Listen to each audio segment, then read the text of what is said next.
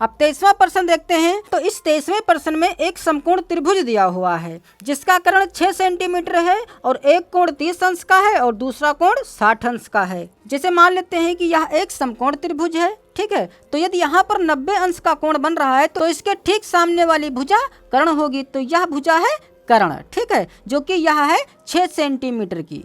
तो जो यह समकोण त्रिभुज है जिसमें कर्ण 6 सेंटीमीटर है और एक कोण 60 अंश का है, तो मान लेते हैं कि यह 60 अंश का है और यह कोण 30 अंश का है। और इस त्रिभुज का नामकरण भी कर दें कि ABC। तो प्रश्न में यह कहा गया है कि कर्ण के चारों ओर अक्ष मानकर घुमाया जाता है, ठीक है। मतलब जो यह कर्ण भुजा है इसको अक्ष मानकर इस कोने को उठाकर इसको इस प्रकार से मोड़ दिया गया है, ठीक है। जैसे यहाँ पर यह समकोण त्रिभुज है, तो यदि इसको हम कुछ इस प्रकार से बना लें तो देखिए जो 90 अंश का कोण बन रहा था, तो मान लेते हैं कि 90 अंश का कोण यहाँ पर बन रहा है, ठीक है, जिसका नाम है A। और यह वाला कोना यहाँ पर कर दिया गया है, तो यह हो गया B और यह वाला कोना तो यहीं पर है। तो यह भी देखिए एक समकोण त्रिभुज ही है जिसमें यहाँ पर बन रहा है 90 अंश का कोण। तो अब देखिए चूंकि यह कर्ण है तो इसको अक्ष मानकर इसके प्रतः इस कोने को पकड़कर इसको इस प्रकार से मोड़ लिया गया है। तो यह कुछ इस प्रकार से बनेगा मोड़ने पर, जिसमें देखिए 2 शंकु हमें प्राप्त हो जाएंगे। एक तो नीचे वाला यह शंकु है और एक यह ऊपर वाला शंकु है, ठीक है। तो बस हमें इसी दोहरे शंकु का आयतन पता करना है कि जब कर्ण को अक्ष मानकर कर्ण के प्रतः हम घुमाएंगे तो जो हमारे पास ठोस उत्पादित होगा उसका आयतन कितना होगा। तो चूंकि देखिए जो यहाँ पर BC है, यहाँ से यहाँ तक जो भुजा है वह तो 6 सेंटीमीटर की है और यहाँ पर बन रहा है केंद्र, और केंद्र को हम ज्यादातर O से ही प्रदर्शित करते हैं। तो यह हो गया O। तो अब देखिए जो हमारे पास ये 2 शंकु हैं, ठीक है। तो इस शंकु का आयतन ज्ञात करने के लिए हमारे पास इस शंकु की त्रिज्या होनी चाहिए। तो इसकी त्रिज्या चूंकि यहाँ से यहाँ तक मानी जाएगी, ठीक है। तो इस शंकु की त्रिज्या और इस शंकु की त्रिज्या दोनों की त्रिज्याएं बराबर रहेंगी, लेकिन इनकी ऊंचाई बराबर नहीं रहेगी क्योंकि इसकी ऊंचाई यहाँ से कुछ और है और इसकी ऊंचाई यहाँ से यहाँ तक कुछ और है। तो देखिए इसकी त्रिज्या पता करने के लिए, अर्थात जो त्रिज्या यहाँ पर है OA, यह पता करने के लिए हमें त्रिभुज का क्षेत्रफल पता होना चाहिए। तो त्रिभुज का जो क्षेत्रफल होता है वह होता है 1/2 गुणे लंब गुणे आधार या आधार गुणे लंब। तो यह सूत्र होता है त्रिभुज के क्षेत्रफल का। तो इसकी सहायता से हम इस त्रिज्या का मान ज्ञात करेंगे, ठीक है। तो चूंकि हमें आधार और लंब की जरूरत पड़ेगी, तो ना ही हमारे पास आधार का मान दिया हुआ है जो कि AB है, ठीक है, यहाँ पर जैसे AB है, और ना ही इस लंब का भी मान हमारे पास है जो कि लंब है AC। तो सबसे पहले हमें आधार और लंब की माप पता करनी होगी। तो आधार और लंब की माप हम जो यहाँ पर यह 60 अंश और 30 अंश दिया हुआ है, तो इसकी सहायता से हम ज्ञात कर सकते हैं, जैसा कि हम त्रिकोणमिति वाले चैप्टर में सीख चुके हैं। तो लिखेंगे त्रिभुज ABC में। तो त्रिकोणमिति वाले चैप्टर में हम सीख चुके हैं कि किसी एक भुजा का मान पता करने के लिए हमें दूसरी भुजा का मान पता होना चाहिए। तो इस चित्र में देखिए सिर्फ हमारे पास जो यहाँ पर यह कर्ण का मान है उसी का मान ही पता है जो कि 6 सेंटीमीटर है, ठीक है। तो हमारे पास एक तो आ गया कर्ण, और दूसरा यदि हम किसी का भी मान पता कर लें, मान लेते हैं आधार पता करने जा रहे हैं या लंब पता करने जा रहे हैं, तो आधार यदि पता करेंगे तो अब हम यहाँ पर यह देखेंगे कि हमारे पास कौन सा त्रिकोणमिति अनुपात है जिसमें कर्ण भी आता हो और आधार भी आता हो। तो जैसे कि साइन में आता है लंब बटा कर्ण और कोस थीटा में आता है आधार बटा कर्ण। तो यदि हम कोस थीटा लगाएंगे तो हमें आधार का मान पता चल जाएगा और साइन थीटा लगाएंगे तो हमें लंब का मान पता चल जाएगा, ठीक है। तो चलिए यहाँ पर पहले लंब पता कर लें। तो लंब पता करने के लिए हमें साइन लगाना पड़ेगा। तो थीटा का मान 60 रख दें। तो साइन 60 अंश बराबर क्या हो जाएगा, क्योंकि साइन बराबर होता है लंब बटे कर्ण। तो लंब का नाम है AC और बटे कर्ण, तो कर्ण का मान है 6 सेंटीमीटर। तो अब इसमें मान रख दें तो साइन 60 अंश का मान होता है √3/2, जो कि यह बराबर है AC/6 के। जब क्रॉस मल्टीप्लाई कराएंगे तो यह हो जाएगा 2AC = 6√3, और चूंकि जो यह 2 है यह गुणे में है, उठाकर जब इसको हम इधर लाएंगे तो बटे में हो जाएगा। तो 2 × 2 = 2 × 3 = 6। तो AC का जो मान आया है वह आया है 3√3 और चूंकि कर्ण की जो माप है वह सेंटीमीटर में है इसलिए लंब की भी माप सेंटीमीटर में ही रहेगी। अब पुनः हमें आधार भी पता करना है, तो आधार पता करने के लिए या तो हम 30 अंश लगाएं या 60 अंश ही लगा लें। ठीक है, तो यहाँ पर साइन लगाया गया है तो अब कोस लगा लें, तो लिखेंगे कोस 60 अंश बराबर, तो चूंकि कोस थीटा बराबर होता है आधार बटे कर्ण, तो आधार है AB, तो AB और बटे में रखेंगे कर्ण, तो कर्ण का मान है 6, तो कोस 60 अंश का मान होता है 1/2 बराबर AB अपान 6, तो यह हो जाएगा 2AB बराबर हो जाएगा 6 अक्कम 6, तो यहाँ से AB बराबर क्या हो जाएगा, 2 गुणे में था इधर आएगा तो बटे में हो जाएगा, तो 2 अक्कम 2, 2 तिहाई 6, तो AB का मान हमें प्राप्त हो गया 3 सेंटीमीटर। अर्थात जो AB की माप आई है वह आई है 3 सेंटीमीटर और जो AC की माप आई है वह आई है 3√3 सेंटीमीटर। ठीक है, मतलब जो यहाँ पर यह AB है यह है 3 सेंटीमीटर और जो यहाँ पर यह AC है इसकी माप है 3√3 सेंटीमीटर। तो अब हमारे पास लंब भी है आधार भी है, तो अब हम त्रिज्या पता कर सकते हैं। तो लिखेंगे त्रिभुज ABC का क्षेत्रफल बराबर, तो त्रिभुज का क्षेत्रफल का सूत्र यही लगाएंगे 1/2 गुणे आधार गुणे लंब। ठीक है, तो 1/2 हो गया आधार, तो आधार हमारे पास देखिए इस वक्त है AB अर्थात यह वाली भुजा AB। ठीक है, और गुणे लंब, तो लंब यहाँ पर है AC, तो यहाँ पर है AC।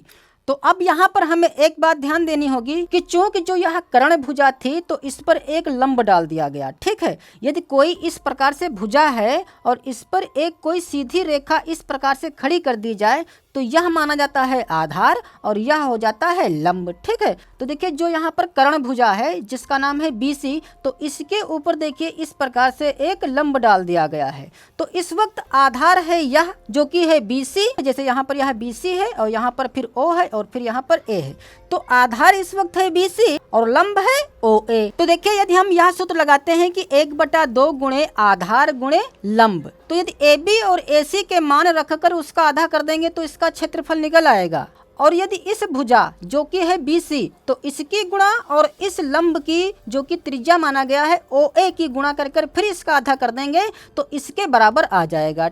अर्थात इसका हम क्षेत्रफल दूसरी प्रकार से भी ज्ञात कर सकते हैं जो कि हो जाएगा 1/2 गुणे आधार, तो आधार हो जाएगा BC और गुणे लंब, तो लंब हो जाएगा OA। तो अब चूंकि ये दोनों बराबर हैं तो इसको हम बराबर लिख सकते हैं, तो लिखेंगे या 1/2 AB, तो AB का मान तो हमारे पास है जो कि है 3 और गुणे AC, तो AC का मान है 3√3 जो कि यह बराबर हो जाएगा 1/2 गुणे BC, तो BC का मान है 6 सेंटीमीटर। ठीक है, BC का मान है 6, तो 6 और गुणे OA, तो 1/2 से 1/2 तो कट जाएगा। ठीक है, तो इधर हमारे पास बचेगा 3 × 3√3 बराबर 6 × OA। तो चूंकि हमें OA का मान ज्ञात करना है तो 6 गुणे में है, उठाकर जब हम इसको इधर लेकर आएंगे तो बटे में हो जाएगा, तो 3 अक्कम 3, 3 दूनी 6, तो जो OA का मान आएगा वह आएगा 3√3 अपान 2। अतः जिसकी हमें जरूरत थी अर्थात हमें त्रिज्या की जरूरत थी, तो त्रिज्या का मान आ गया है 3√3 अपान 2 सेंटीमीटर। अब जो यह ठोस उत्पादित हुआ है अब हम इसका आयतन ज्ञात कर सकते हैं, तो लिखेंगे अतः उत्पादित ठोस का आयतन, तो उत्पादित ठोस का आयतन बराबर क्या हो जाएगा, क्योंकि 2 शंकु हैं तो दोनों शंकुओं को हम आयतन ज्ञात करेंगे। तो पहले ऊपर वाले शंकु का आयतन रखेंगे जो कि होता है 1/3 पाई r का मान, क्योंकि जो त्रिज्या है वह है O से A तक की दूरी। ठीक है, अर्थात OA है, तो यहाँ पर r ना लिखकर यहाँ पर हम OA का होल स्क्वायर लिख सकते हैं। ठीक है, तो यह हो गया 1/3 पाई r²। अब हमें लिखना है यच, तो यच कहाँ से कहाँ तक है, O से C तक है। ठीक है, B से C तक नहीं है क्योंकि B से C तक दोनों शंकुओं को मिलाकर है। इस वाले शंकु की ऊंचाई सिर्फ O से C तक है अर्थात OC है। फिर प्लस अब नीचे वाले शंकु का आयतन रखेंगे जो कि हो जाएगा 1/3 पाई r², तो r का मान भी वही होगा जो कि ऊपर वाले शंकु की त्रिज्या है जो कि रहेगी OA ही, तो यह हो जाएगा गुणे OA का स्क्वायर और फिर गुणे H, तो h का मान यहाँ पर है OB, ठीक है, क्योंकि इस शंकु की जो ऊंचाई है वह है OB। तो अब देखिए दोनों पदों में 1/3 पाई OA स्क्वायर है, तो हम 1/3 पाई OA स्क्वायर कॉमन ले सकते हैं, तो हमारे पास बचेगा OC प्लस OB। तो अब इसमें सबके मान रख दें, तो 1/3 पाई OA का मान आया है 3√3/2, जिसका हमें करना है स्क्वायर। और फिर OC और OB, तो देखिए OC और OB को यदि मिला दिया जाए तो एक यह सीधी रेखा बन जाएगी जो कि बन जाएगी BC। तो हम OC प्लस OB की जगह पर लिख सकते हैं BC। तो BC का मान हमारे पास है 6 सेंटीमीटर, क्योंकि यहाँ से यहाँ तक यह कर्ण है और इसकी जो माप है वह है 6 सेंटीमीटर। तो यह हो जाएगा 1/3 पाई। अब हमें इसका वर्ग करना है, तो 3 का वर्ग करेंगे तो 3 तिहाई 9 हो जाएगा, और √3 का वर्ग करेंगे तो इस स्क्वायर से रूट कट जाएगा तो सिर्फ 3 ही बचेगा, और बटे में 2 है तो 2 का भी वर्ग करेंगे जो कि हो जाएगा 4, और गुणे BC, तो BC का मान रखेंगे 6। तो 3 अक्कम 3, 3 दूनी हो जाएगा 6, और 2 अक्कम 2, 2 दूनी 4, तो बराबर यह हो जाएगा 9 तिया 27/2, और साथ में है पाई, तो बराबर 27/2 पाई। और चूंकि यह आयतन है इसलिए इसका मात्रक रखेंगे सेंटीमीटर क्यूब, अतः यह हो जाएगा हमारा आंसर। अब देखिए इसी प्रकार 24वां सवाल भी है, जिसमें कह रहा है कि एक समद्विबाहु समकोण त्रिभुज अपने कर्ण के चारों ओर जिसकी लंबाई a है घूमता है, उत्पादित ठोस का पृष्ठ और आयतन ज्ञात करो। तो जैसा कि इसमें एक कोण 60 अंश का था और दूसरा कोण 30 अंश का था, लेकिन इसमें कोई भी कोण नहीं दिया हुआ है, जिसमें सिर्फ यह कहा गया है कि समद्विबाहु समकोण त्रिभुज है, इसका मतलब 2 भुजाएं बराबर हैं। तो चूंकि यह 90 अंश का है तो यह 45 अंश का हो जाएगा और यह भी 45 अंश का हो जाएगा, ठीक है, क्योंकि दोनों भुजाएं बराबर हैं। तो sin 45 अंश का मान रखने पर यहाँ पर हमें AC का मान प्राप्त हो जाएगा, और फिर cos 45 अंश लगाएंगे तो हमें AB का मान पता चल जाएगा, ठीक है। तो यदि इसका नाम A है और इसका नाम B, इसका नाम C है, तो 24वें सवाल में त्रिभुज ABC में क्या हो जाएगा, अगर हम sin 45 अंश या cos 45 अंश लगाएं, या हम जानते हैं कि AB भुजा और AC भुजा ये दोनों भुजाएं बराबर हैं, तो इसमें हम पाइथागोरस प्रमेय भी लगा सकते हैं। तो आप चाहें तो यहाँ पर 45 अंश का भी उपयोग कर सकते हैं या पाइथागोरस प्रमेय भी यूज कर सकते हैं। तो यहाँ पर हम पाइथागोरस प्रमेय लगाएंगे, ठीक है। तो लिखेंगे त्रिभुज ABC में पाइथागोरस प्रमेय से।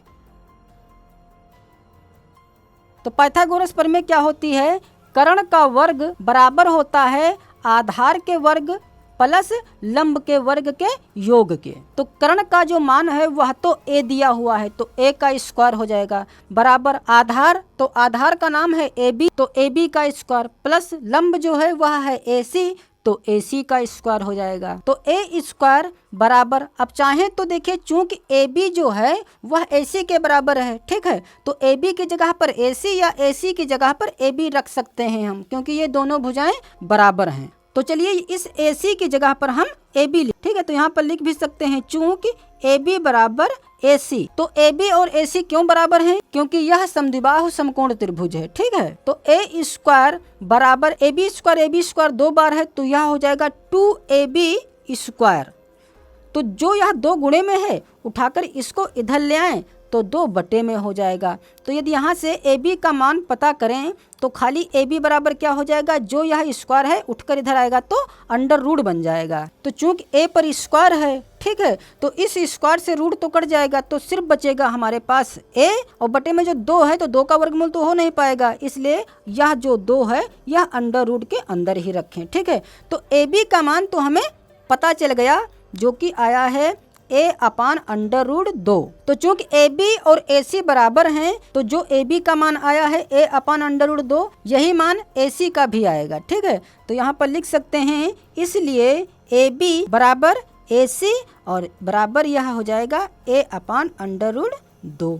तो जिसकी हमें जरूरत थी वह तो हमें पता चल गया, ठीक है। अब हमें इस कर्ण के चारों ओर इसे घुमाना है जैसे कि इसे घुमाया गया था। तो इस आकृति को जब हम कर्ण को अक्ष मानकर इसके चारों ओर घुमाएंगे तो यह कुछ इस प्रकार से आकृति बन जाएगी, जिसमें AB का जो मान है वह आया है A/√2। तो यहाँ पर हम A/√2 लिख दें, और जो BC का मान है वह भी इतना ही रहेगा। और जो यह कर्ण है BC, तो इसकी लंबाई है a, तो इस 6 को हटाकर यहाँ पर लिख दें a, और इस 30 अंश और 60 अंश को हटा दें। अब ये दोनों कोण 45-45 अंश के रह गए हैं। तो जैसे कि 23वें सवाल में हमें त्रिज्या की जरूरत पड़ी थी, ठीक है, तो अब हमें इसमें भी त्रिज्या की ही जरूरत पड़ेगी। इसके बाद ही हम इसका आयतन और पृष्ठ ज्ञात कर सकते हैं। तो देखिए सूत्र तो वही रहेगा, सिर्फ यहाँ पर मान बदल जाएगा, ठीक है। तो यहाँ पर चूंकि AB है तो AB का मान पहले था 3, लेकिन इस सवाल में जो AB का मान है वह है a/√2, और जो AC का मान है वह भी a/√2 ही है। इसी प्रकार जो BC भुजा है तो इसकी जो माप है वह है इस बार a, पहले थी 6 सेंटीमीटर, अब है a, और त्रिज्या तो OA ही रहेगी। तो अब इसे हल कर लें। तो इस बार भी देखें 1/2 से 1/2 कट जाएगा, क्योंकि इधर भी 1/2 है, इधर भी 1/2 है। अब इधर देखिए एक a यह है और एक a यह है, तो इस a से यह a कट जाएगा। तो इधर हमारे पास बचेगा a अपान, और नीचे बचा है √2 गुणे √2। तो √2 गुणे √2 की गुणा कराएंगे तो इसे सीख चुके हैं, यह सिर्फ रह जाएगा 2, और बराबर इधर रह जाएगा OA। तो OA का मान आ गया a/2। तो यहाँ पर लिख दें a/2। तो अब चूंकि हमें इसका वक्र पृष्ठ ज्ञात करना है, ठीक है, तो चूंकि 2 संख है इसलिए हमें दोनों का वक्र पृष्ठ जोड़ना पड़ेगा। तो लिखेंगे इसलिए उत्पादित ठोस का वक्र पृष्ठ। तो उत्पादित ठोस का पृष्ठ क्या हो जाएगा, पहले हमें इस वाले शंकु का वक्र पृष्ठ निकालना होगा। तो शंकु का वक्र पृष्ठ होता है πr/l। तो पाई और r का मान है a/2, क्योंकि जो r है त्रिज्या उसे OA के बराबर माना गया है, ठीक है। तो r की जगह पर रखेंगे a/2 और फिर गुणे l। तो l जो होता है वह तिरछी भुजा होती है, ठीक है। तो यहाँ पर जो l है वह है AC और इसका मान है a/√2। तो a/√2 हो जाएगा। फिर प्लस इसमें अब हमें जोड़ देना होगा इस शंकु का पृष्ठ। तो इस शंकु का पृष्ठ ज्ञात करने के लिए सूत्र वही रखेंगे πr/l। तो पाई r का मान वही रहेगा a/2। इसमें जो l है वह भी a/√2 ही है, ठीक है, क्योंकि यह तिरछी भुजा है और इसी को यल कहते हैं। तो यह हो जाएगा a/√2। तो इसे जब हम हल करेंगे तो यह हो जाएगा पाई a है 2 बार a, तो यह हो जाएगा a² और अपान में हो जाएगा 2√2। फिर प्लस इसी प्रकार इधर भी हो जाएगा पाई a² अपान 2√2। तो अब चूंकि जो हर है इन दोनों भिन्नों का वह तो बराबर ही है, जो कि है 2√2, ठीक है। तो इसको तो हम एक बार बटे में लिख लेंगे 2√2 और अंशों को जोड़ देंगे। तो पाई a² एक यह है और पाई a² एक यह है, तो एक एक हो जाएंगे 2 पाई a²। तो यहाँ से इस 2 से यह 2 तो कट जाएगा, तो हमारे पास बचेगा सिर्फ पाई a² अपान √2। अतः वक्र पृष्ठ का आंसर यह हो जाएगा, ठीक है। अब हमें इसका आयतन ज्ञात करना है। तो लिखेंगे तथा उत्पादित ठोस का आयतन। तो उत्पादित ठोस का आयतन क्या हो जाएगा, हमें दोनों शंकुओं के आयतनों को जोड़ देना होगा, ठीक है, जैसे कि 23वें सवाल में जोड़ दिया गया था।